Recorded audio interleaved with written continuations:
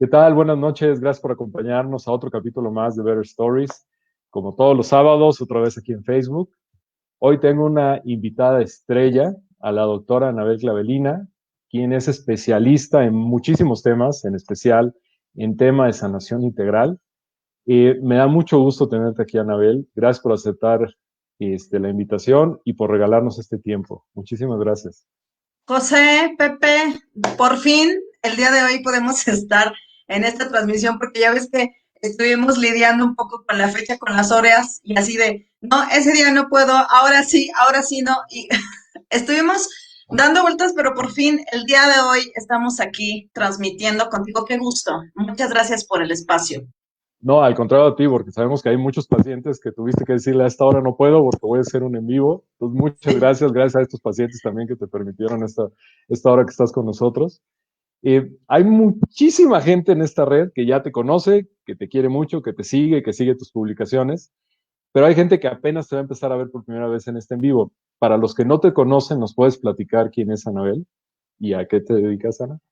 Muchas gracias, Pepe. Sí, mira, para la gente precisamente que no me ha visto, soy la doctora Anabel Clavellina, yo soy médico cirujano, tengo algunas especialidades en nutrición, en trastornos alimenticios, en adicciones, soy psicoterapeuta conductual también. También, pero tú y yo platicamos la primera vez el por qué me hice psicoterapeuta. Y actualmente estoy estudiando medicina ancestral, una especialidad en medicina tradicional mexicana.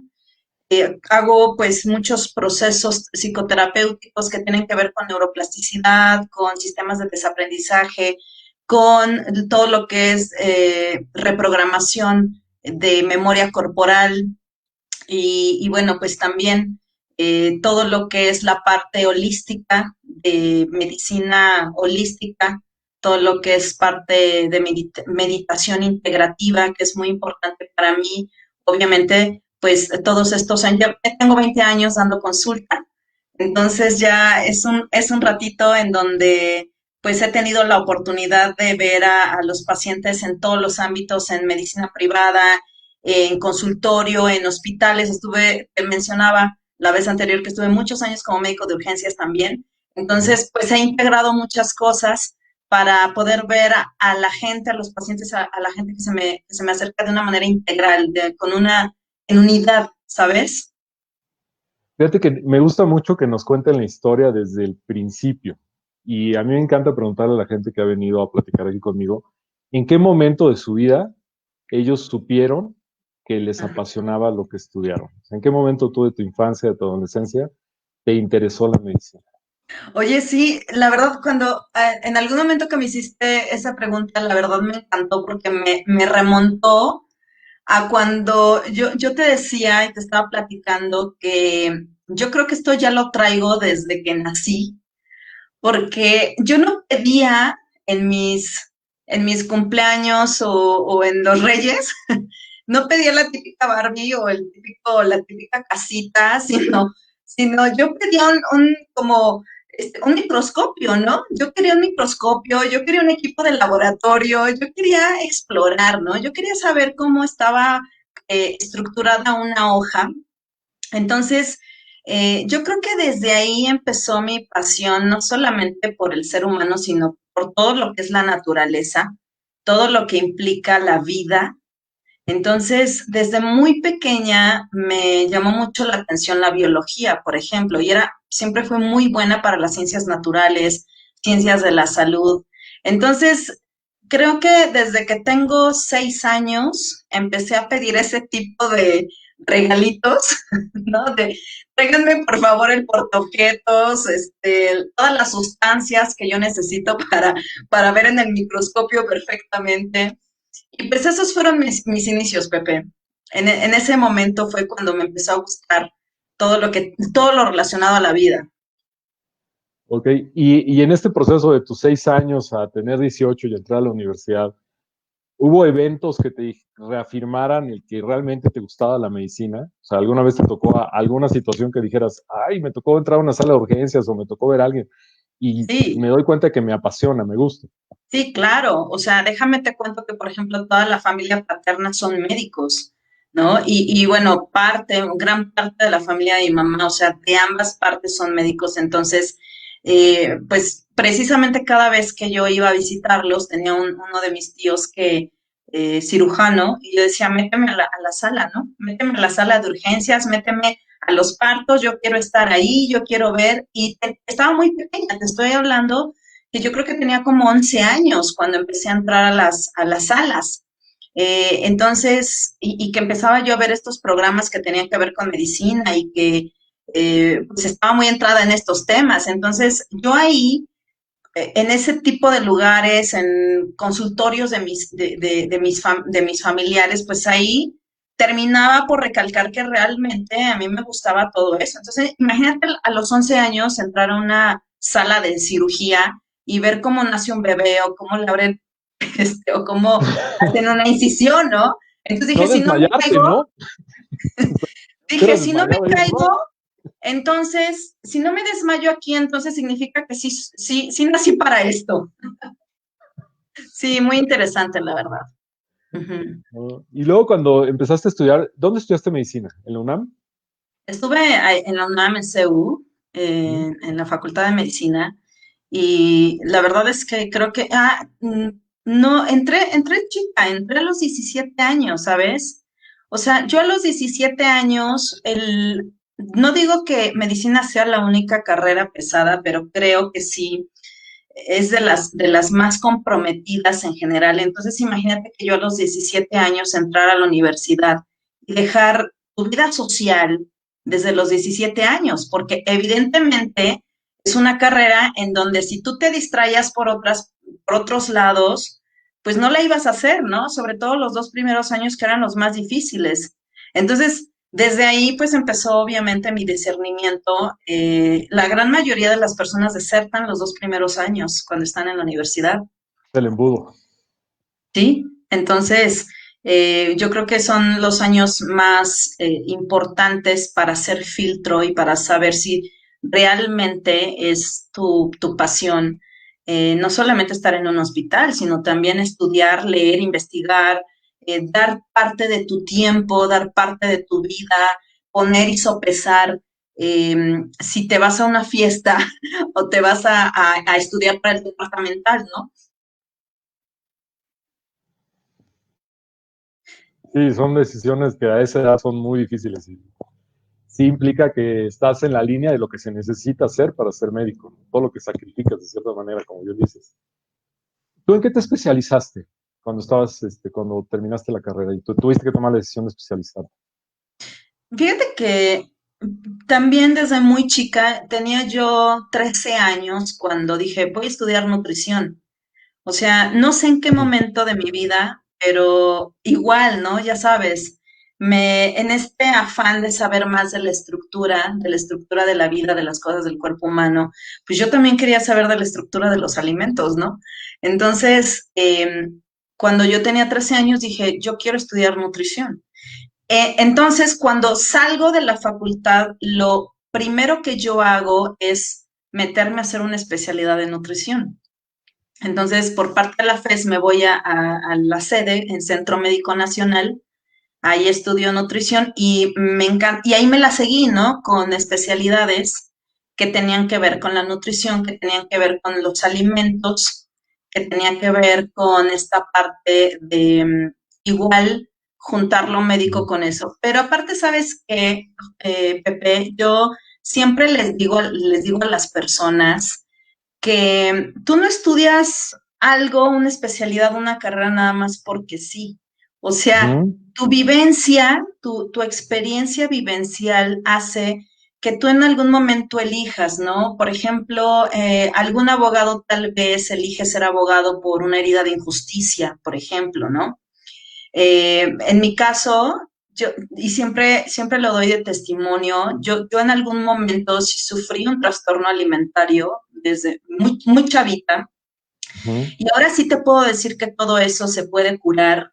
Por eso, la verdad, el éxito con mis pacientes, porque en algún momento nos espejeamos y sé perfecto lo que siente una paciente, sé perfecto lo que pasa, sé perfecto lo que piensa, sobre todo una chica que llega con anorexia o que llega con algún tema de reconocimiento corporal, etcétera. Entonces, fue también una de las causas por las cuales yo quise entender más estos temas de manera más profunda. Yo creo que primero para entenderme, ¿sí? Porque una parte de tu éxito psicoterapéutico con las personas es el lado vivencial, ¿sí? Entonces, si tú tienes esto, puedes entender muchísimo más profundamente, primero tú, para después entender al resto de las personas que, pues, que se van, que te van teniendo la confianza para que sean tratados por ti, ¿sí? Este Entonces, trastorno que por nos, eso lo hice. ujú, Dime.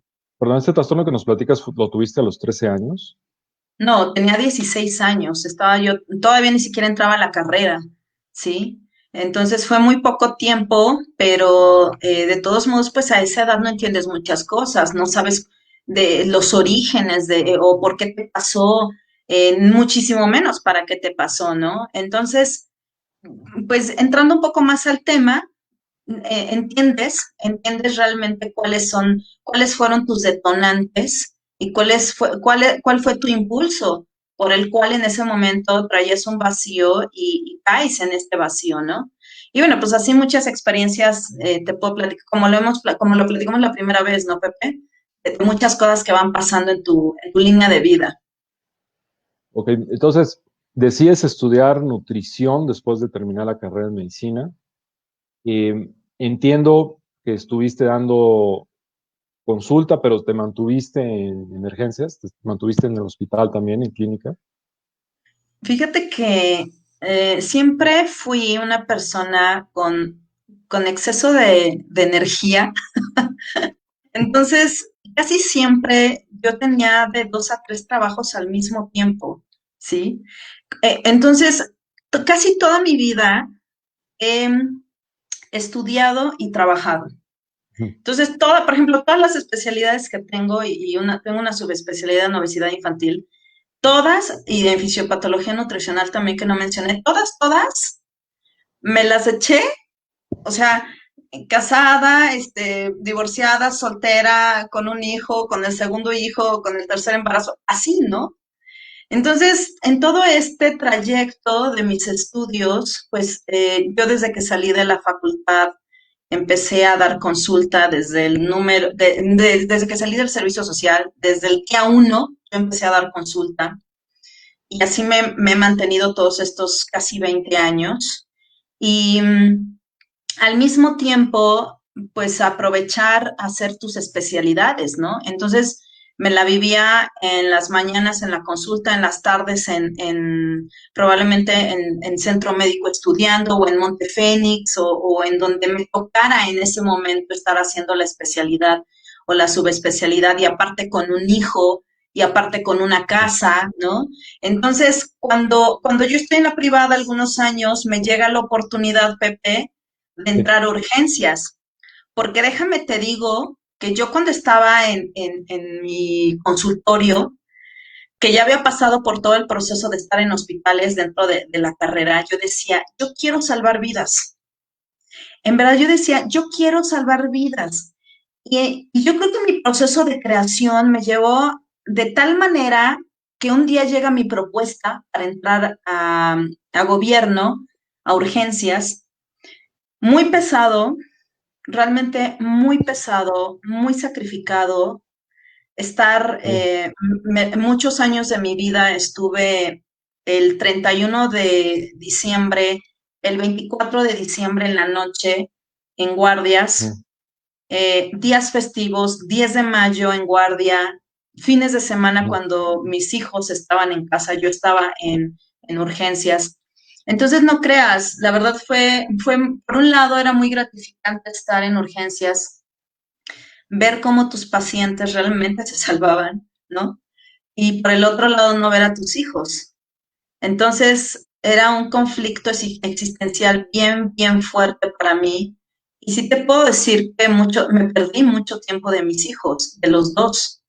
Entonces, un estrés hasta el tope, pero igual, ¿no? O sea, por ese lado traías todo esto dentro de un servicio de urgencias, pero por el otro lado llegaba la gente, Pepe, y me decía, gracias por hacer este traslado a mi esposo a cardiología, porque si no, se hubiera muerto. O sea, no hubiera podido sobrevivir si no hubiéramos hecho ese traslado, si no hubiéramos hecho un procedimiento preventivo previo a, si no hubiéramos, no lo hubiéramos tratado adecuadamente, etcétera. Y entonces eso realmente a mí me causaba mucha satisfacción, ¿sabes? Por eso me quedé tanto tiempo ahí, ¿Cuántos años estuviste en urgencias? como 9 más o menos, ¿sí? Wow. Porque después me llega la oportunidad, porque estando ya en urgencias, ¿no? Ya decía, es que ya tengo que escalonar a otro ¿Qué? Lo que nivel. sigue. Ajá. Sí, ya lo que sigue. Entonces yo decía, yo quiero estar en el área federal, ¿no?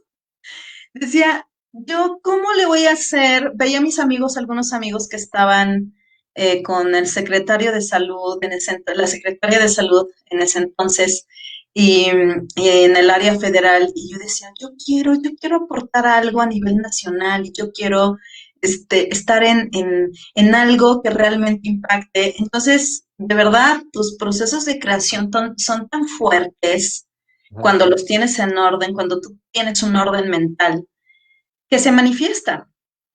Entonces, me llega la oportunidad de entrar precisamente al equipo de Secretaría de Salud Federal con, en ese entonces, una de las secretarias de salud, ¿no? Y entro ahí y igual, ya un estrés bien diferente. Yo decía, no, hombre, o sea, yo después de haber vivido en el IMSS, en un hospital de segundo nivel en urgencias, para mí esto ya, o sea, no Ah, es nada. sedita, ¿no? Sí, planchadito. Claro, o sea, yo decía, yo ya me curtí en ese servicio de urgencias y que ves un bullying impresionante y que ves muchas cosas, muchas cosas, ¿no? Entonces ya llegas aquí y dices, bueno, esto es el paraíso. Aparte, estaba yo con un equipo increíble, súper amables todos, haciendo equipo, muy bonito, la verdad. Fue una etapa también muy bonita ahí en la secretaría. Muy bien, ¿no? Pues ya ahora sí que ha sido así un buen de cosas. Y cuando estabas en secretaría también seguías dando consultas. Es que nunca he dejado de dar consulta, Pepe. Dando Nunca. consultas llevas 20 años sin parar. Nunca he dejado de dar consulta. Es más, te voy a decir, ¿sabes qué época dejé de dar consulta? Que ayer lo estaba platicando con mi mamá. Ajá. Fíjate, en mis embarazos, el día anterior a la cesárea, porque pues yo la sacatona dije que me hagan cesárea, este, sí, de sacatona yo, entonces, mis cesáreas fueron los lunes, los días lunes, entonces, el domingo, porque siempre he dado consulta pues, todos los días, el domingo yo todavía seguía dando consulta, este, entonces al día siguiente paría y nada más dejaba 2 semanas de espacio para regresar a mi consultorio con mis pacientes. Han Ah, sido los únicos momentos en donde yo he dejado de dar consulta. Siempre he dado consulta, siempre, sí. Entonces, pues ha sido realmente seguido todo esto, ¿no? ¿Y cómo, en tu perspectiva, cómo ha ido evolucionando tu consulta con tus pacientes? O sea, ¿cómo ha ido creciendo? ¿Hacia qué te has ido enfocando de hace 20 años al día de hoy?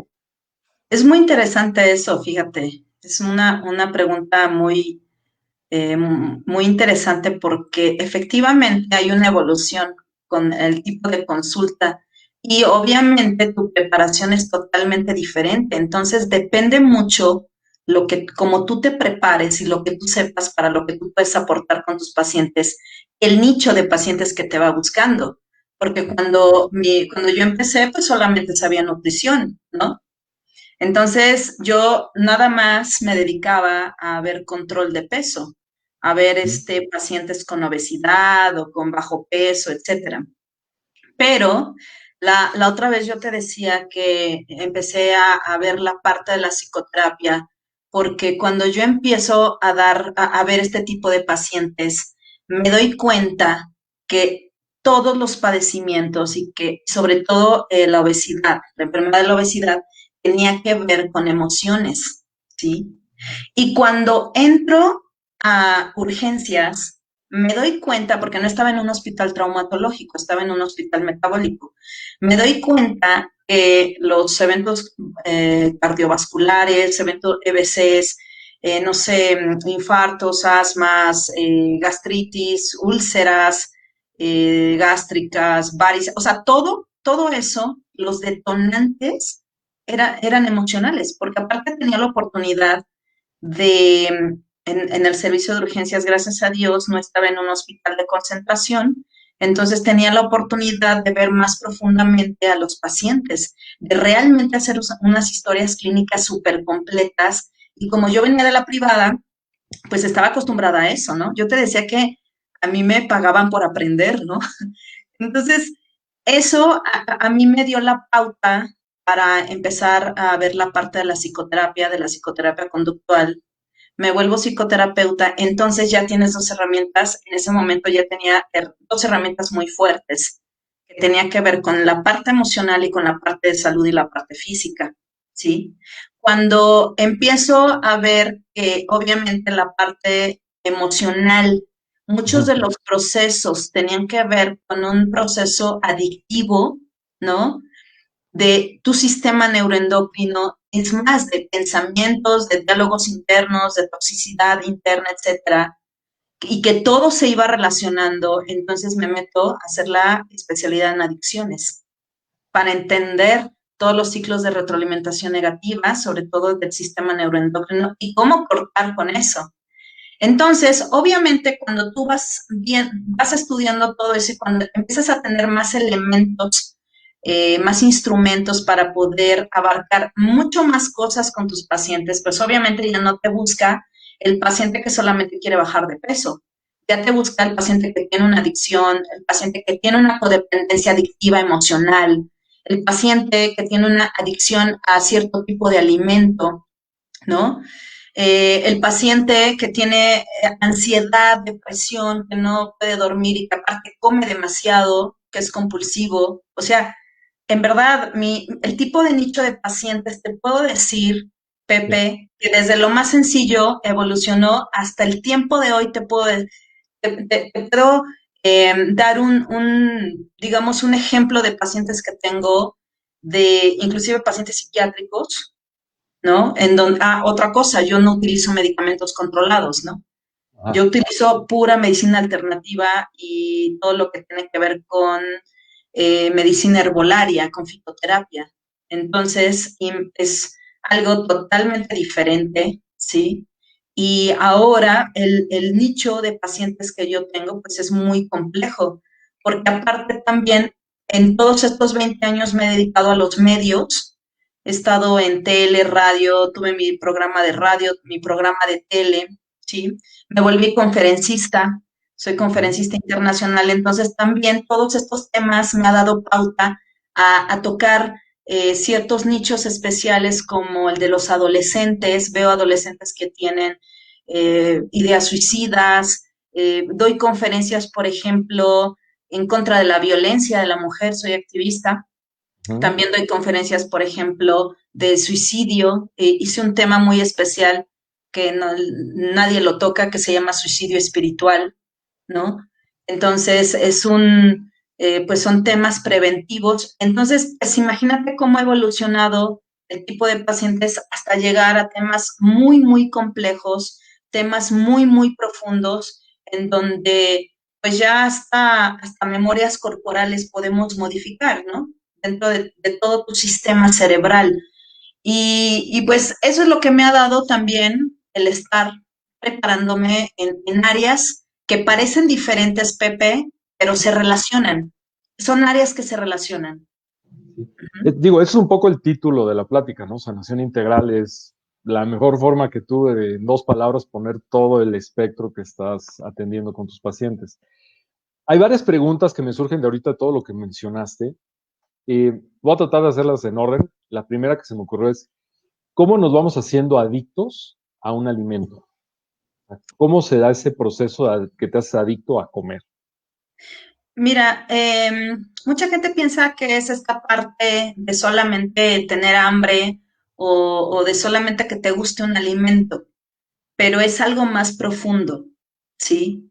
Hacerte adicto, no te estás haciendo adicto a un alimento, te haces adicto a una emoción tóxica. ¿Ok? ¿Sí? Es muy interesante porque regularmente ni siquiera te das cuenta. Ajá, es como cuando un chico empieza con lo más simple que es el cigarro y le empieza a Ujú. dar una probadita, ¿no? Y ya medio le gusta y su sistema se identifica con el placer, ¿no? Eso es lo mismo que nos pasa con un alimento, Ujú. más o menos igual. Empiezas a tener una carencia afectiva, ¿sí? Empiezas a tener, te empiezas a identificar con un vacío emocional, ¿sí? Empiezas a perder tu esencia porque también tiene que ver con esencia, tiene que ver con pérdida de energía, tiene que ver con todo esto, te desintegras, te fraccionas. Entonces, cuando tú te empiezas a fraccionar de inmediato, eh, empiezas a dejar de ser tú, ¿sabes? Ujú. Entonces, buscas alternativas para poder cubrir esos vacíos de energía vital, esos huecos que vas tú creando, ¿sí? Y lo mejor o lo más fácil que la gente tiene enfrente de ellos, pues es un alimento. Es un alimento que en ese momento yo lo consumo, en ese momento mando una señal a mi sistema neuroendocrino y engañosamente tu sistema neuroendocrino te dice, estás feliz con este alimento, te causa, si estás deprimido, te alza el ánimo, ¿sí? Entonces te empiezas a identificar con esto, con este sistema neuroendocrino. Claro, y con este alimento, pero aparte no hay que olvidar que cada alimento tiene una connotación afectiva, una connotación emocional. Fíjate, tenía un paciente que tenía una adicción a los lácteos impresionante, ¿no? Entonces nadie se lo podía quitar y seguía tomando sus 2 litros de leche en la mañana y aparte leche entera, ni siquiera leche descremada.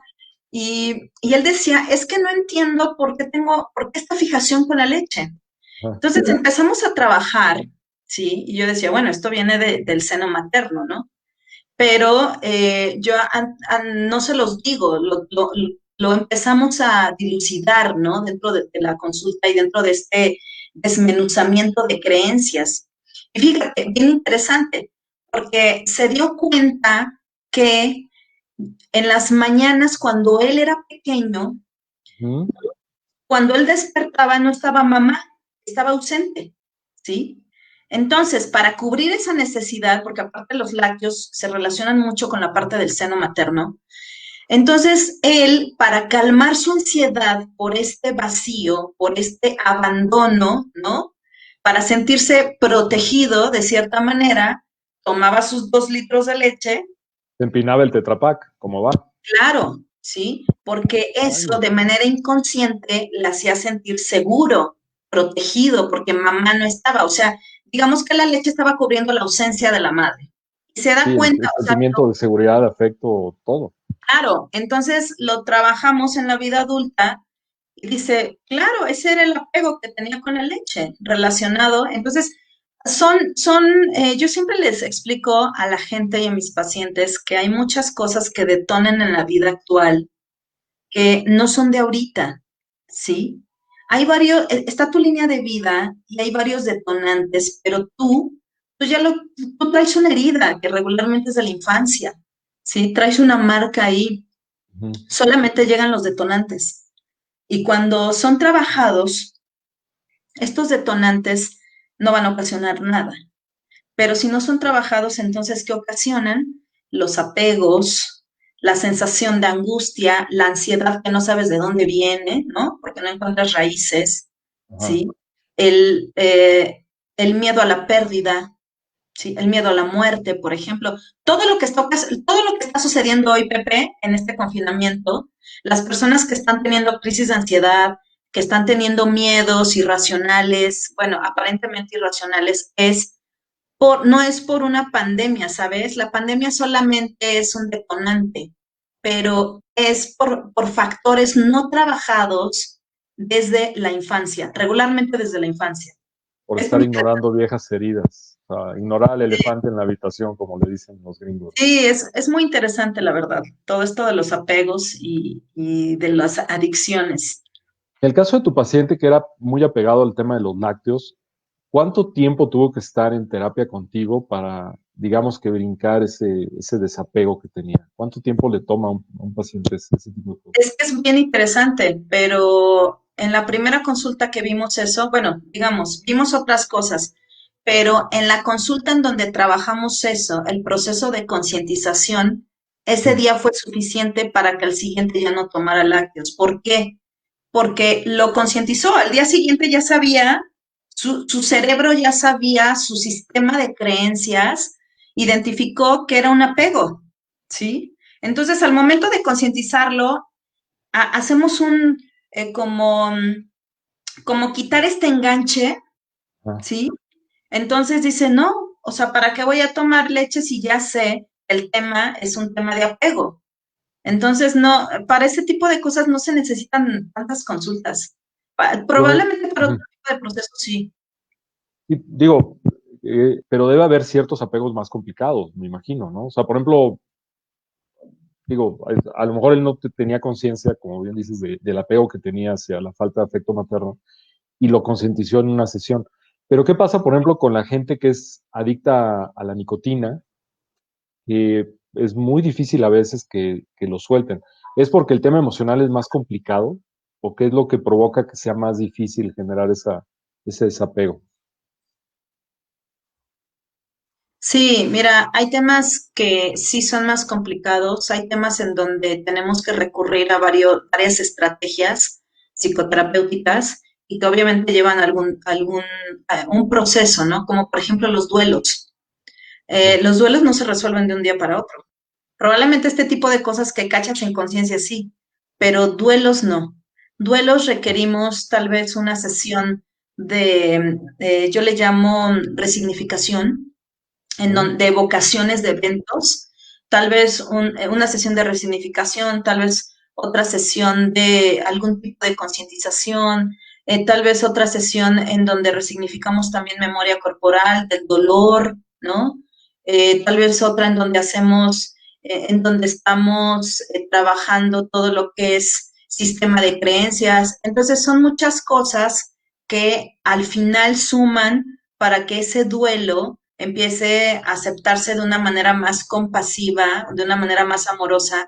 Y lo que yo hago mucho, por ejemplo, Pepe, es hacerlo de manera integral precisamente, ¿no? No es suficiente, por ejemplo, con llevar una psicoterapia. También requiero enseñarles a respirar de manera consciente, a nutrirse de manera consciente, por ejemplo, a meditar, ¿no? ujú. Y hacer varias cosas al mismo tiempo para que entonces tu terapia sí funcione. Ujú. Sí, no, no es suficiente con hacer una sola cosa. Y el duelo es lo más extremo. Digo, yo sé que el duelo es dificilísimo. Yo alguna vez escuché a alguien que decía que el duelo mínimo un año para que cualquier persona lo pueda superar. Yo creo que eso varía mucho de persona a persona, pero sí Sí, soy muy consciente de que hay personas que por un duelo se mueren. O sea, se mueren de sufrir un duelo. O sea, nunca lo superan y terminan llevándolos a perder la salud completamente. sí, Y, fíjate, perdón, sí. sí, sí, Pepe, tienes mucha razón. La verdad creo que depende mucho de qué duelo estés pasando, pero depende más del tipo de herramientas internas que tengas. Si tú no tienes las suficientes herramientas internas, te va a doler hasta perder 100 pesos, ¿no? Sí, Pero así puede ser tan susceptible que te sí, genera pero una sí, problema claro, serio. pero si tú tienes herramientas internas profundas y enraizadas, la pérdida de un hijo, en lugar de estar sufriendo toda tu vida, tal vez le sufres un año, ¿sí? Es lo que tú y yo platicábamos Sí. de la primera vez que estuvimos en entrevista, que yo te platicaba de mi hija, ¿no? Ujú. Cuando yo la perdí, yo ya llevaba un proceso de aprendizaje y de trabajo interno muy fuerte. tan fuerte que estuve más o menos como antes de eso, 3 años trabajando, 2 años trabajando fuertemente en mí. Yo creo que si yo no lo hubiera trabajado, Pepe, Ujú. honestamente, yo no hubiera podido con la pérdida de mi hija. O sea, no hubiera podido. No, o me hubiera costado, no sé cuántos años, ¿no? Y tal vez ahorita no estaríamos aquí, tal vez yo no estaría haciendo lo que hago ahorita, tal vez no, mi vida no estaría resignificada, no lo sé. Entonces, sí, sí depende mucho de los trabajos internos que tú tengas. Y mencionas un caso, digo, que yo te admiro. O sea, yo no me puedo imaginar, no concibo cómo enfrentaría yo la pérdida de un hijo. O sea, es lo peor que yo me puedo imaginar. Y yo te admiro mucho la forma en la que has hecho y has seguido ayudando a tantas personas superando un duelo tan complicado. Y, o sea, en serio, está fuera de mi entendimiento el cómo vives, cómo transitas y cómo vuelves a armar tu vida y vuelves a dar. O sea, no sé si me podías platicar un poquito más de ese proceso, porque yo creo que al igual que yo hay muchas personas que no se lo imaginan, Sí. no lo podemos imaginar. O sea, a mí me lo dices, yo me muero, por decirlo así. O sea, no me lo imagino de otra manera. Yo creo que muchas personas que nos están escuchando lo verían igual. ¿Cómo se le hace en esos casos? Sí, fíjate que la verdad son cosas que piensas que nunca te van a ocurrir. Esa es la primera. La segunda, al pensar que no, que nunca en la vida te va a pasar algo, no estás preparado. Ujú, O sea, yo siempre digo, más bien pienso, ¿en qué momento puedes estar preparado para una pérdida? Creo que la mayoría no estamos educados para eso, ¿sí? Y yo creo que una de las materias que deberían de tomar los niños desde kinder, ¿no? Desde maternal precisamente son tanatología o algo que les haga concientizar de una manera diferente las pérdidas. Y bueno, yo la otra vez te decía, Pepe, que por ejemplo, pues lo de Suri ya tiene, en enero se cumplen 6 años, ¿no? Entonces, imagínate que yo ya tenía un proceso de aprendizaje y de elaboración interna, de reconstrucción interna cuando me pasa lo de mi hija. Y cuando pasa lo de ella, pues yo me volvía loca, en serio. O sea, yo sentía de verdad que perdía todo, pero sí te puedo decir que es importante buscar ayuda, ujú, porque sí conozco gente que entra a pérdidas muy fuertes y no busca ayuda, ¿sí? Ya sea porque piensan que van a poder solos y se van cronificando los síntomas, se van cronificando todo tu sistema, ¿sí? Pero yo sí te puedo decir que yo sí busqué ayuda. ujú, Eh, Creo que una de las cosas que más me ayudaron fue a buscar mis motivantes de vida, que es lo que hoy en día les ayuda a mis pacientes. Yo ya venía de un proceso de saber entender quién era yo. Era una de las cosas más fuertes del ser humano es primero saber quién eres, ¿sí? Cuando yo empecé a entender esto, me pasa lo de mi hija y dije, bueno, ¿cuál es el siguiente paso? El siguiente paso es ver cuáles son los motivantes de vida y de dónde me tengo que agarrar.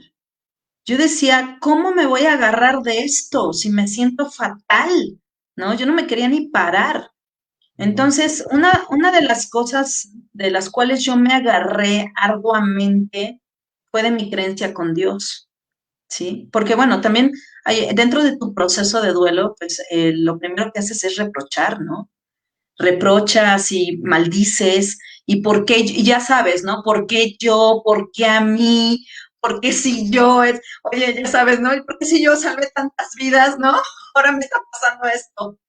Sí, entras en un proceso de conflicto muy fuerte y ahí, pues, tuve que modificar mi sistema de creencias y me ayudó mucho la parte del budismo, ¿no? De los preceptos budistas en donde ellos te enseñan a entender que no solamente tenemos ciclos, sino que aparte tenemos misiones de vida aquí y de acuerdo a esas misiones de vida, y si tú logras identificar para qué te pasan las cosas, puedes entender otras cosas más y entiendes que cada uno de nosotros, cuando llega a este plano terrenal, eliges ciertos personajes y eliges vivir ciertas experiencias. Y cuando yo entendí eso, dije, claro, mi hija me está enseñando la pérdida, ¿sí? Es muy fuerte llegar a ese punto, Fuertísimo. muy, muy fuerte llegar al punto de ella yo lo que tengo que aprender en esta vida es a solventar la pérdida, resignificarla y ser resiliente con la pérdida y ayudarle a gente. Mi misión de vida, identifiqué nuevamente una de mis misiones de vida y dije, claro, es muy claro esto. ¿Sí? Yo lo que tengo que hacer es ayudarle a mujeres y hombres con pérdidas fuertes a que su camino no sea tan tortuoso, no sea tan sufrido. Entonces, todo lo que aprendí todos estos años, fíjate, Pepe, dije, gracias a Dios llegué con la gente adecuada.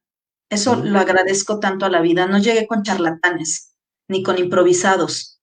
Llegué con gente profesional que me ayudó a salir de estas crisis y me enseñaron muchas cosas, las apliqué en mí y ahora lo que yo hago es con mis metodologías aplicarlo también en mis pacientes para que en lugar de sufrirle 8 o 10 años, le sufran 6 meses, ¿no? Sí, que no pierdan el propósito de su vida, ¿no? Porque, Exacto. Y ah, que entiendan que estamos de paso y que venimos a una misión y que probablemente tu misión dure muchos años, tu misión dure poquito, no lo sabemos, ¿sí? Entender que no podemos responsabilizar, que también somos creadores de nuestras propias vivencias y que si tú elegiste vivir la pérdida es porque desde antes ya sabías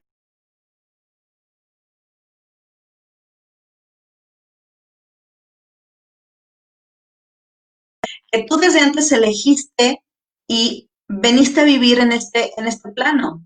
Entonces yo entendí la parte de la pérdida, que ella era mi maestra para enseñarme la pérdida y así lo asimilé.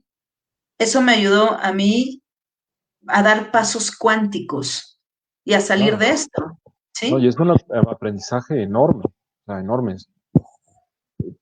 Como tú ahorita bien lo dijiste, o sea, hay gente que por perder 100 pesos pierde toda la estabilidad de su vida. Sí, Y hay personas muy fuertes como tú que pueden todavía seguir dando después de pérdidas tan grandes. Y ese es un aprendizaje enorme, o sea, enorme, enorme, enorme, enorme, enorme para todos nosotros, que como tú también bien dices, todo el mundo cree que uno nunca va a tener una pérdida, ¿no? Y no se preocupan por saber quiénes son. O sea, como sí, nada me está exigiendo a así es. mí entenderme y crecer y esforzarme y entender a qué vine a esta vida y ponerme un propósito y ir tras ese propósito, sino que me la navego fácil porque la vida cosa está dando así de pechito, pues no estoy preparado. O sea, y como Es, ahorita muy bien lo dijiste, se nos viene una pandemia encima y el 90%, 99% de las personas no estábamos preparados porque así estábamos nada es. más navegando. O sea, Sí, porque pensábamos que a nosotros no nos va a pasar nada, ¿no? Y esto me recuerda mucho, eh, bueno, he tenido dos invitados psicólogos antes que tú. Y esta plática que tú mencionas mucho no fue en vivo, fue una plática, la primera cuando íbamos a ver de qué íbamos a platicar. Y fue hace como, creo que un poco más de un mes, ¿no? Mes y medio que estuvimos platicando. Este, y bueno, se nos vinieron, así que este tema de agenda. Y con estos dos psicólogos, la pregunta que yo les hacía es, mucha gente se espera a tener un problema para buscar ayuda psicológica, sea psicólogo, psicoterapeuta, terapeuta, hasta que no tienen la bronca no lo buscan y no lo ven como se debería de ver, que es como por ejemplo vemos a un dentista, ¿no? Que al menos vas y te haces una revisión una vez al año, no te esperas a que te duela la muela. Esto que tú estás diciendo ahorita es, si no estás, las personas que nos están escuchando, en este caso muy incluido, no estamos seguros de lo que somos y de nuestro propósito en la vida, necesitamos ir a platicar con alguien.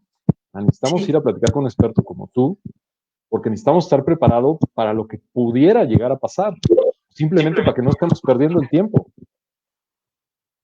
¿Estás Así de es, acuerdo?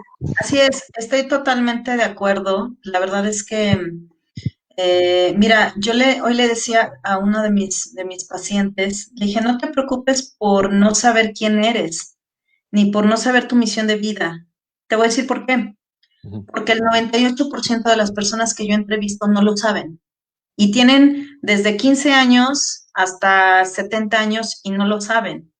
Pero lo importante, le decía yo hace rato, es que tú estás aquí consciente en que requieres esta ayuda.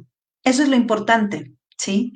Y efectivamente, a mucha gente le da flojera inclusive, así de, ay, no, ¿a poco voy a buscar esto? ¿Y cómo? Ay, pero ¿cuánto tiempo me va a llevar, me va a llevar a encontrar mis motivantes? Y yo, el tiempo que sea, así, toda la vida, toda la vida, ¿sí? No importa.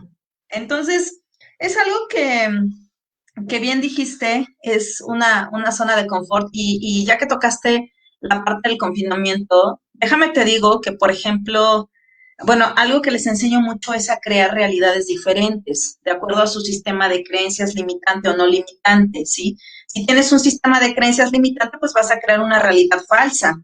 Pero si tú tienes, si este sistema lo empiezas a modificar, a resignificar, hacer esta neuroplasticidad, entonces tú puedes cambiar tu realidad y dejar de conectarte con el inconsciente colectivo, ¿sí? Y fíjate, la verdad es que esta época para mí ha sido la mejor de mi vida. Esta época de confinamiento no solamente hizo que yo empezara a ser más creativa, sino que también hizo que yo empezara a ver otras opciones, ¿sí? Y dentro de estas opciones, eh, empecé a ser muchísimo más consistente en lo que yo deseaba. Entonces, todas estas cosas que yo he deseado se han materializado, ¿sí?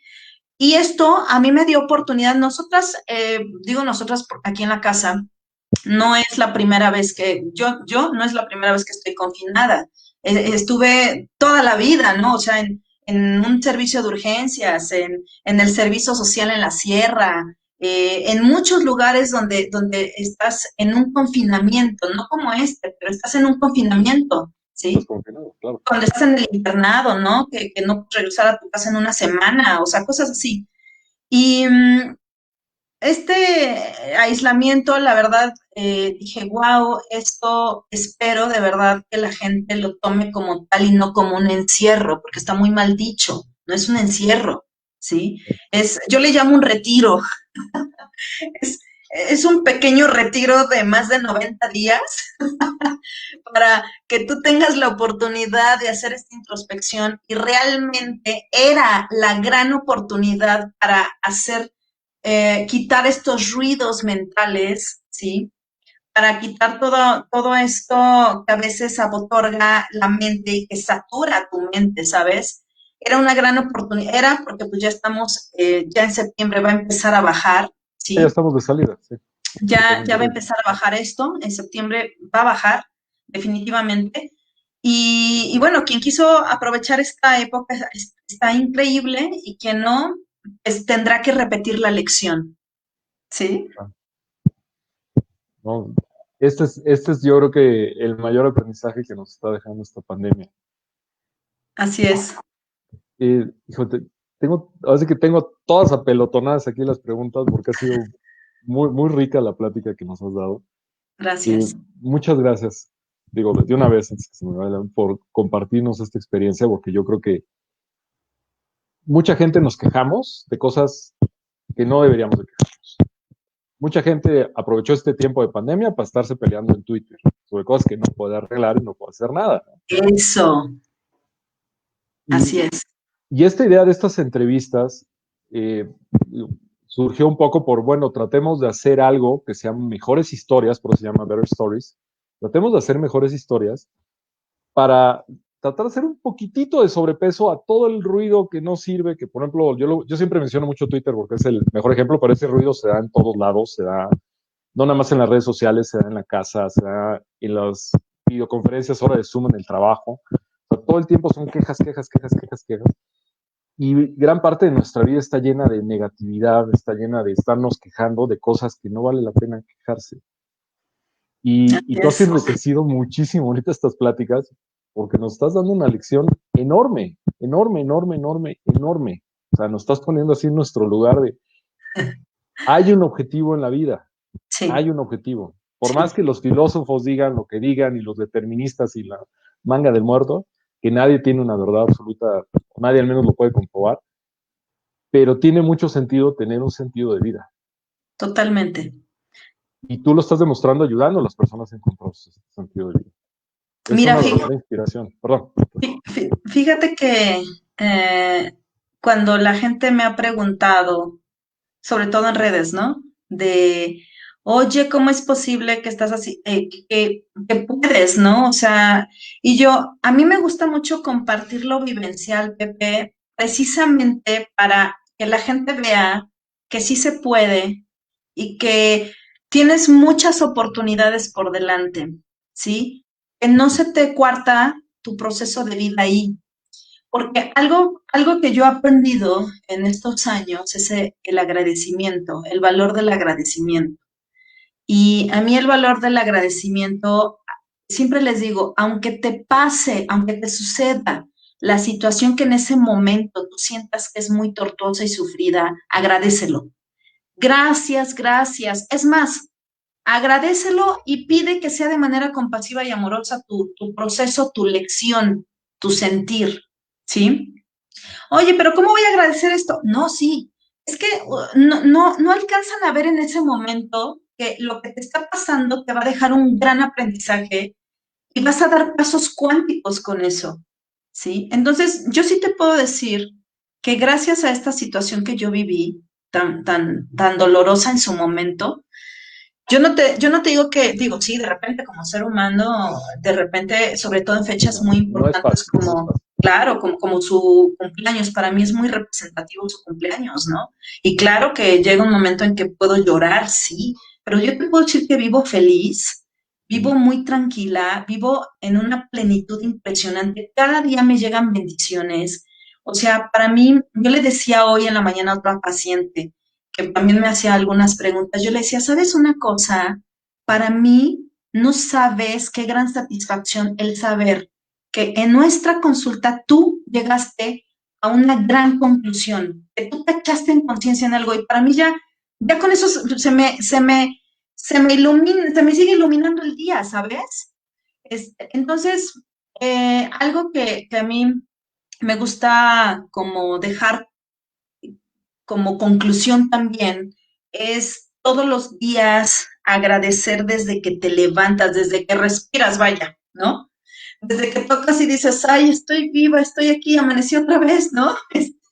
Estoy respirando, ay, abro los ojos y puedo ver, ¿no? Veo, estoy íntegra, cada vez, y dar por hecho lo que probablemente no tengas en ese momento, ¿no? Darlo por hecho que sí lo tienes. Eso es un agradecimiento también. A mí lo que me ha dejado el agradecimiento es demasiado, demasiado. Voy a hacerte dos preguntas que también me gusta hacer mucho, aunque creo que, digo, yo las tengo muy claras, pero me gustaría todos conocerlas desde tu punto de vista.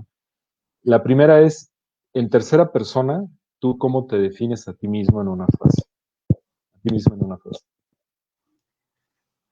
Bueno, Ana es una mujer de lucha, valiente, con ganas de seguir aprendiendo, con ganas de trascender de una manera amorosa y compasiva, que cada día disfruta todo lo que tiene, que cada día hace presencia aquí y ahora, que todos los días va trabajando algo nuevo, que todos los días va depurando, tal vez cosita por cosita, y que eso hace que se vaya reconstruyendo y que vea muchas opciones más. Ella es una mujer de fe, ¿No? una mujer de, de un alto amor a la vida, que disfruta mucho de la naturaleza, que disfruta mucho compartir y que cada día que pasa, su palabra, su premisa su premisa de cada día es estar aquí y ahora, hacer presencia, disfrutar lo que tienes, hacer de tus herramientas que tú tienes en ese momento, utilizarlas para lo que puedas utilizarlas y aportar. Siempre, esa es una premisa para ella, aportar todos los días algo, no sé qué, pero algo. Así, así la defino. Me encantó la definición. Y la otra, digo, ya estamos muy cerquita de la hora, pero me gustaría preguntarte si hubiera algo que tú quisieras en específico, que las personas que están viendo ahorita este video, que lo van a ver después en redes sociales, se queden de esta hora que estuvimos platicando, ¿qué es la cosa más valiosa que tú quisieras que ellos se lleven de esta plática? Uy, hay muchísimas, muchísimas conclusiones para mí, pero yo creo que una de las, una herramienta muy poderosa, son dos. Una herramienta muy poderosa es observarte, esa es una. Dos, para conocerte. Creo que estas dos herramientas pueden hacer mucho de ti. ¿Por qué? Porque cuando tú te observas, aprendes a ver cuáles son tus propios procesos en este autoconocimiento. Y cuando tienes este autoconocimiento, sabes hacia dónde vas. Si no te conoces, no tienes rumbo. Estás en el limbo totalmente y no aterrizas. Entonces todo va en cadena, ¿sí? Te conoces, tienes esta herramienta poderosa, sabes hacia dónde vas, tienes atención a ti, tienes objetividad, aterrizas y puedes, dentro de este orden, porque es un orden creativo, empiezas a transformar y a manifestar. Ese es el orden. Las personas que quieran seguir platicando contigo, que quieran ponerse en contacto contigo para recibir orientación, eh, para consulta, etcétera, ¿cuál es el medio que tú prefieres, por el medio por el cual tú prefieres que te contacten? Mira, regularmente me están contactando todos por Messenger, por inbox, entonces ya ahí voy leyendo sus mensajes y ya les voy dando mi contacto ya sea al personal o del consultorio. Entonces por ahí pueden contactarme, Pepe. Ah, y también rápidamente, estoy abriendo mi tercer grupo de mi curso que fui creando que se llama Potenciando tu Salud. Y precisamente en este curso de 4 módulos, en cada módulo les doy herramientas muy poderosas de este estilo, ¿sí? Digamos que en este curso están mis herramientas de 20 años. Ahí, parte de las herramientas, porque 4 módulos, pues es realmente muy poquito. Hubiera querido 12 módulos o 20, ¿no?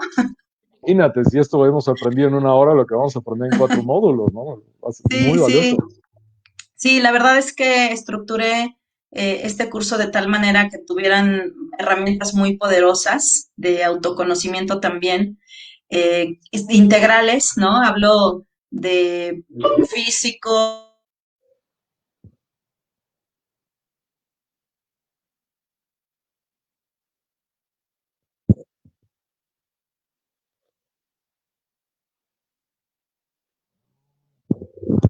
No sé si soy yo el que se congeló, a ver, déjame checar, o fue Ana. No, creo que es Ana la que está teniendo un poco de problemas con su internet. A ver, vamos a dar unos segundos, este, esperando que recupere la señal Ana para las conclusiones. Ahorita en lo que se conecta, cuando hicimos la promoción de esta plática, se le acabó la pila, me está avisando. Bueno, ahorita vamos a darle unos minutos, déjenme nada más avisarle a Anabel. Eh, Ahorita en lo que se conecta y conecta el celular para que regrese aquí a cerrar la plática.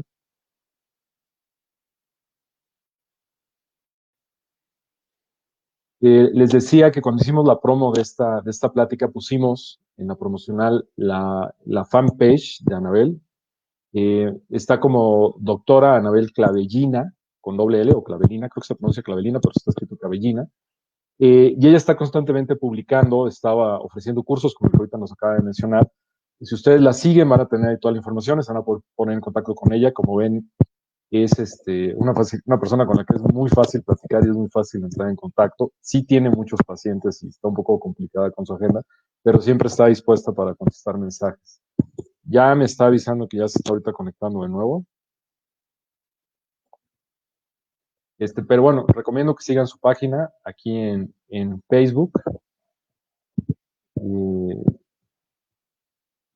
Todavía no la veo que se conecte. Y voy a aprovechar. Tenemos el día martes un en vivo en Instagram. Voy a entrevistar a Lourdes García, que trae un proyecto de casas hechas con material reciclado para mascotas que no tienen hogar. Y además eso va de la mano con un proyecto en la fundación para ayudar a las tortugas marinas. Eso va a ser el martes, 8 de la noche, por Instagram. Y el miércoles a las 8 de la noche por LinkedIn. Aquí está ya Anabel. Listo. Se me terminó la pila. La pila. Me fui corriendo al otro cuarto por el cargador. No, mira, Morphy siempre está en mis en vivos, siempre se hace sentir, entonces ni se preocupe. Eso quiere decir que él también estuvo aquí presente, nos estuvo escuchando. Sí, no, pero ya me fui corriendo para poder terminar bien el tema. Qué risa. Muy bien. Pues, nos estabas diciendo, y ahorita les estaba diciendo que sigan tu fanpage. Ahí he visto yo las publicaciones de tu curso. El siguiente curso, ¿qué fechas son? Vamos a empezar el 23 de septiembre. No me gusta tener tanta gente, entonces es cupo limitado, son pocos los que acepto en cada grupo, porque aparte es un curso interactivo. O sea, estoy dando la clase y ellos empiezan a interactuar, me empiezan a preguntar, o si quieren aportar algo, lo aportamos ahí. Digo, lo aceptamos ahí en este espacio. Entonces, empezamos el 23 y la verdad, pues sí, ahí vienen algunos testimonios también de algunos de mis alumnos. Y pues me encanta dar clases también, es como una de mis pasiones. Y para que puedan inscribirse, sería a través de tu fanpage de Facebook. Me pueden Ahí, buscar, sí, me pueden buscar en DRA de doctora Anabel Clavellina, me pueden mandar un messenger o a mi perfil personal también en Ann Clavellina. Ahorita ya vi, Pepe, que se conectaron bastantes y que estuvieron haciendo algunas preguntas y que por les alguna voy a, razón no nos aparecieron acá. Yo creo que le hicieron en tu perfil, a lo mejor por eso no las vi yo aquí. no, Pero están ahí en Facebook, pero les voy a ir respondiendo, o sea, lo voy a checar, me voy a meter a sus preguntas y yo siempre, una característica que yo tengo, Pepe, es que contesto aunque tengo community manager, yo contesto todas y cada una de las preguntas que me hacen en mis transmisiones, cada comentario lo contesto yo, entonces ubico perfecto a mis seguidores, ubico perfecto las necesidades de la gente y les voy a ir respondiendo en tu perfil. sí, Ujú. encantado. Fíjate que yo generalmente ahorita estoy checando, todavía no me aparecen, traigo yo creo que a lo mejor un poco de retraso. Generalmente nos aparecen aquí en StreamYard y los vamos poniendo. Ahorita sí no sé qué show, pero no nos Pues mira, yo aparecieron. aquí los veo, por ejemplo, nuestro querido Manuel Renero, muchas Sí, gracias. Está Gise terrible. Cobo, que hizo una pregunta muy, muy interesante de cómo manejas la dualidad de pensamientos entre ser exitosa profesionalmente y ser una buena mamá. Ese es un tema que muy bueno, una pregunta muy buena que pues, toma tiempo, pero a ver si hago un tema de eso. Y tiene mucho que ver con las culpas, ¿no? Con la sensación de culpa, pero creo que ya tenemos poquito tiempo. Lo voy a ir leyendo ahí, lo voy a ir Claro. contestando. Sí, no, de hecho, mira, aquí no tenemos límite de tiempo, no es como en Instagram que a los 45 minutos nos corre. Si gustas y siguen aquí con nosotros, nos siguen de hecho viendo y quieres contestar la pregunta, yo mientras las voy a buscar porque no me están apareciendo aquí en StreamYard. Ok. Y sí, sin bronca, ¿no? Mientras Sí, estén aquí, sí, sí. seguimos. Mira, por ejemplo, decía Daniel Vela, dice, en una pérdida, ¿cómo le ayudas a una persona que no es mística? Es que mira, Daniel, las pérdidas, el hecho de manejar de manera integral una pérdida no significa que precisamente significa que nos enfocamos a todas las áreas, porque nosotros somos seres integrales, ¿sí? Entonces, regularmente una persona que no cree en Dios o que no le gusta hacer meditaciones y todo eso, que también, bueno, yo respeto mucho, sobre todo el estilo de vida o las creencias que tiene cada persona, pues nos enfocamos más a la parte psicoterapéutica, ¿no? De ver en qué proceso de duelo está, en qué etapa, cuáles son sus creencias, por ejemplo. Necesitamos echarnos un clavado a las creencias porque hay muchas de ellas son limitantes que hace que su proceso de duelo se obstaculice y que no fluya adecuadamente, ¿sí? Entonces, son procesos muy individualizados que tenemos que hacer aquí. Ay, dice Manuel Renero, buen truco para dejarnos picados, dice nuestro querido Manuel. Muchas gracias, de verdad. Y luego dice, ¿qué sugerencia clave para que encuentre uno su sentido de vida? Ah, me encanta. Yo algo que les menciono a mis pacientes es que busquen lo que más les conecta a la vida, lo que más les conecta a su ser, lo que más les conecta a su pasión y qué actividad o qué es lo que ustedes pueden encontrar que realmente les pueda llenar. Hoy, por ejemplo, que estaba trabajando algo de eso con una de mis pacientes, le decía, la tarea que te dejo, ¿sí? Es encontrar cuáles son las cosas que más te llenan y te hacen plena, que no tenga que ver con lo material, ¿sí? Por ejemplo, yo le decía a ella, a mí una de las cosas que pueden ser todos los días un gran motivante para mí es que yo sé que voy a irme tenemos un espacio hasta arriba que da pues, la vista al parque y vemos los árboles y me encanta, ¿no? Entonces, todos los días yo subo a hacer meditación y qigong muy temprano y es algo que a mí, que no necesitas invertir más que tiempo y que está a la mano. Quiero decirles que todas las cosas que están a la mano son aquellas que pueden ser grandes motivantes de vida para ti. Están de fácil acceso, ¿sí? Entonces, yo creo que esta es una de las maneras que nosotros podemos encontrar un sentido de vida, encontrando primero nuestros motivantes de vida. Y otra cosa también importante es saber cuáles son tus dones y talentos y cuáles son tus capacidades. Y esto tiene mucho que ver con la conclusión que te di hace rato, Pepe, sobre saber quién eres. Ujú. Es parte de saber quién eres. Y si quieres, sí tenemos tiempo, ¿eh? Aquí está la pregunta, la primera que nos hicieron, también si la quieres contestar, ¿cómo manejas la dualidad de pensamiento entre ser exitosa y ser buena mamá? ¿Es Mira, una para mí, pregunta? sí, me encanta esa pregunta. La verdad es que yo baso mucho todos los procesos en escarbarle a nuestro sistema de creencias. Y regularmente una mujer que siente culpa por no ser buena mamá, por irse a del lado profesional, regularmente esa mujer tiene una creencia muy especial y esa creencia fue insertada desde la mamá, desde la abuela, desde la bisabuela, porque si yo tengo una mamá que toda la vida fue profesionista y que estuvo todo el tiempo trabajando, pues entonces no siento tanto, no resiento tanto o no tengo tanta culpa de yo estar realizándome profesionalmente porque yo tuve una mamá así. Pero si tuve una mamá o una abuela que todo el tiempo me repetía, tú tienes que estar todo el tiempo en tu casa, tú tienes que ser parte de digamos que proveerle toda esta parte de hogar al esposo y a los hijos, y que se iba al extremo, pues entonces obviamente tu creencia limitante va a ser esa, la voz que tú vas a estar escuchando todo el tiempo es la voz de la abuela, ¿no? O la voz de la mamá, etcétera, y eso es lo que te va a limitar. Y precisamente este choque de creencias con tu ser, con tu esencia, con lo que tú quieres hacer es lo que te crea culpa.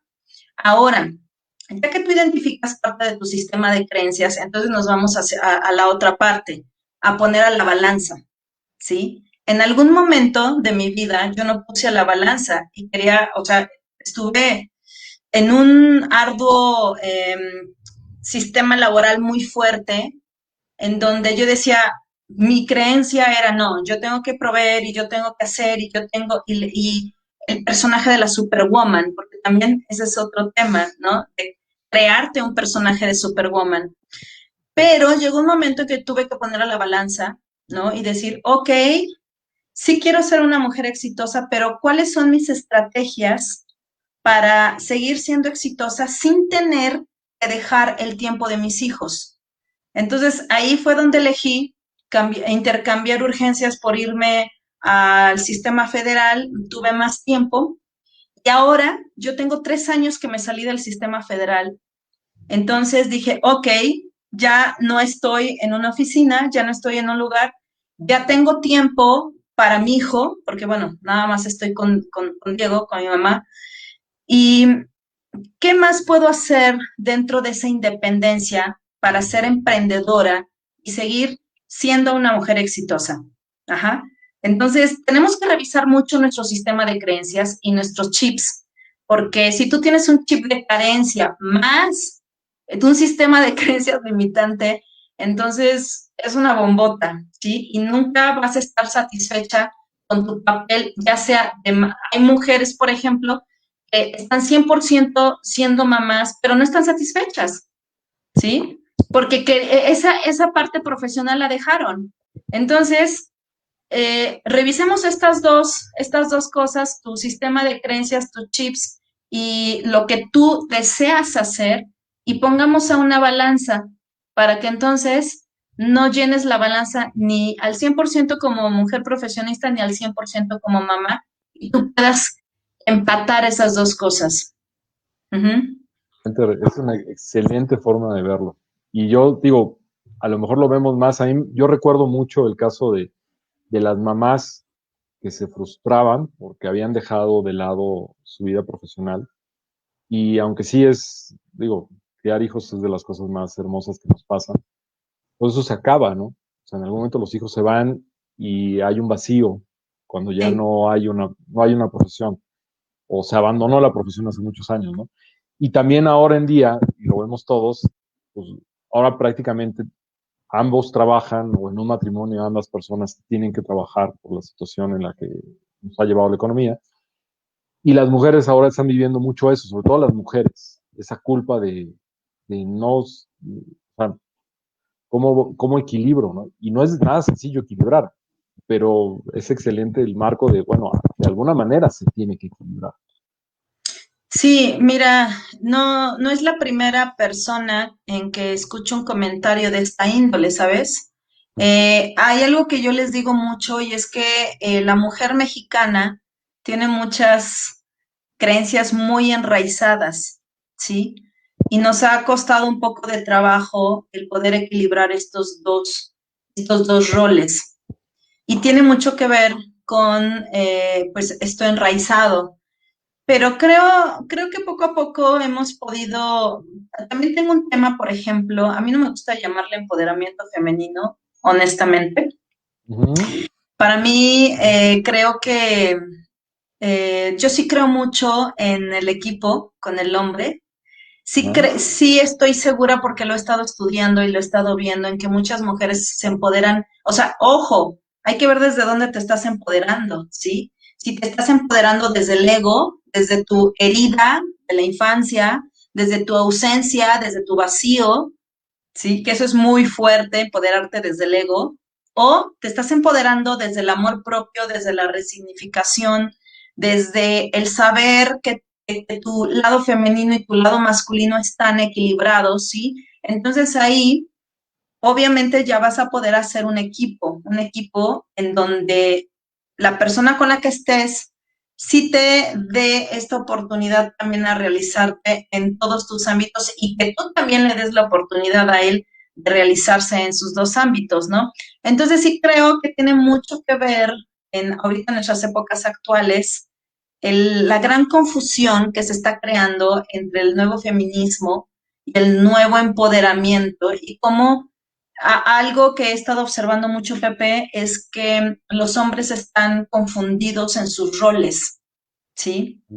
Es muy fuerte eso, Mucho, porque el mucho, mucho. hombre ya no sabe si ser protector o no ser protector de la mujer, ya no sabe si ser proveedor o no, ya no sabe si tener detalles o no, Y yo lo veo con mis centennials, con mis niños en la consulta, ¿no? Que me dicen, ya no sé cómo comportarme con esta chica, ¿sí? Y esto tiene mucho que ver con los roles que nosotros estamos marcando hoy en día como mujer y como mamá.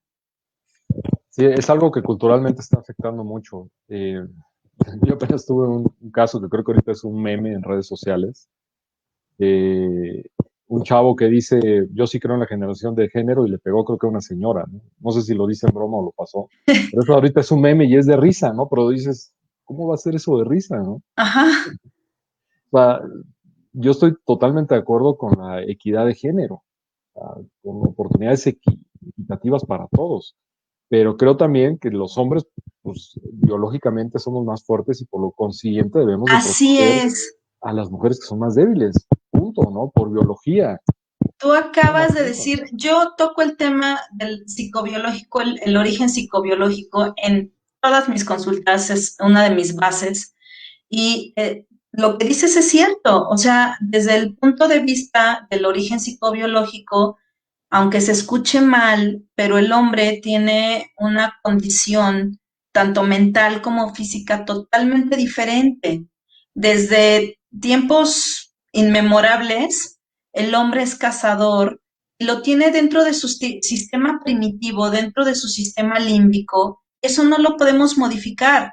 Que seamos más conscientes y que estemos más evolucionados es otra cosa, pero nuestro sistema primitivo cerebral ahí sigue. Entonces los instintos primitivos ahí siguen, ¿sí? Ese es mi tema también. Pues mira, yo sé que ya medio habíamos concluido, la alargamos porque no habíamos visto las preguntas, gracias por avisarme. Sí. Perdón, Morphy, gracias por estar siempre presente aquí en todos mis en vivos. Eh, Te quiero agradecer el que nos hayas dado estos minutos adicionales para contestar las preguntas que nos hicieron casi desde que empezamos, pero muchas gracias por cubrirlos y por contestarlos. A todas las personas que siguen aquí con nosotros, muchas gracias por seguir con nosotros. Pónganse en contacto con Anabel, con Ana. Hay mucho más que pueden platicar con ella, mucho más que ella los puede ayudar en sus metas y objetivos y en su crecimiento personal. Háganlo. Van a tener una plática tan agradable como la que hemos tenido aquí. Y Ana, muchísimas gracias. Gracias por tu tiempo, gracias por Muchas regalarnos gracias. esto. Gracias a tus pacientes por darte este espacio que estés con nosotros. Y te mando un abrazote virtual, como han sido los Muchas últimos ahorita. gracias, Pepe. Muchas Muchas gracias. gracias. Y te deseo lo mejor en este fin de semana. A todas las personas que nos están viendo, lo mejor. Y ya estamos casi fuera de la pandemia. Hagámoslo como personas nuevas. Muchísimas Sí. gracias a todos. Muy buenas Cuídense noches mucho. Muchas gracias. y lo mejor siempre a todos. Que estén muy, muy, muy, muy bien. Muchas gracias.